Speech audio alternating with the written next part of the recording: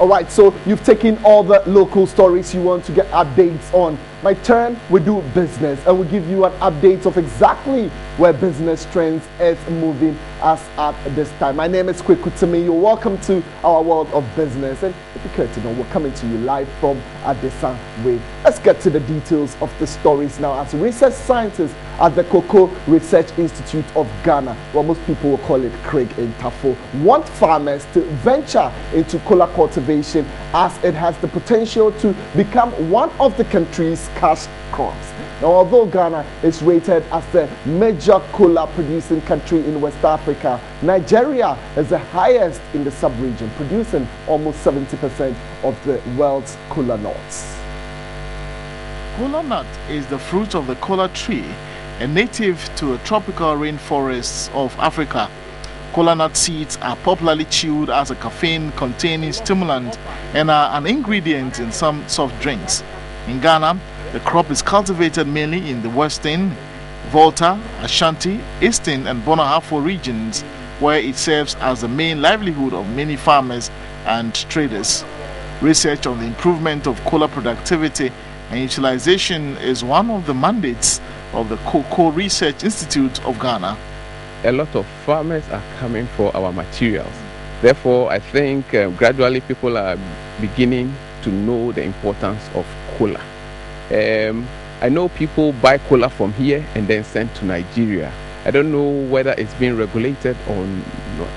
It is estimated that Nigeria alone produces almost 70% of the world's cola nuts, with an annual production estimate around 200,000 metric tons of fresh cola nuts per year. Ghana, on the other hand, is also rated as a major cola producing country in West Africa, even though annual production record is not available due to unregulated markets.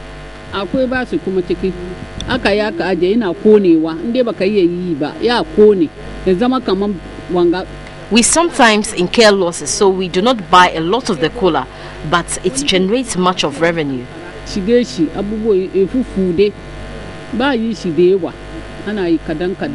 The Cocoa Research Institute believes if farmers follow the right practices, Ghana could become a major exporter in Africa.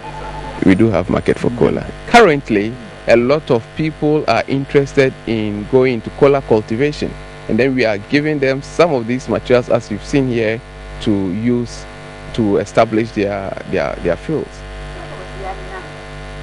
Definitely one area we can venture in, at least to prosper our farmers. When the news breaks out, obviously you can trust that TV3 will be the first to bring to you, while the others scared to bring it probably later in the day. We are at the industrial court already, where our labor correspondent Daniel Opoku is standing by. The latest updates on the Tier 2 upheavals is that the industrial court has set December 16 aside for the final ruling. My colleague Daniel Opoku is in court. He joins us shortly on the line. A very good afternoon, Dan. Thanks for joining us. What were some of the issues that came up leading to December 16 for the final ruling? Well, good afternoon. Now, if you could recall, the government, through the Attorney General, submitted the case to court for the court to determine as to one, who manages the second-tier pension scheme, to whether the strike that they embarked on was legal or illegal, and secondly, was praying on the court for the court to ask the labor unions to compensate government for the losses that they committed when they embarked on the previous strike some few weeks ago. Now, the first meeting was had last week. That's when they came to court. The court asked them to read the various documents presented by both parties. But today, the court has scheduled December 16th to give a ruling. Now, the Attorney General is asking the court to restrain the labor unions to embark on any strike or future strike. That has been a major point of the attention, asking the court to do that.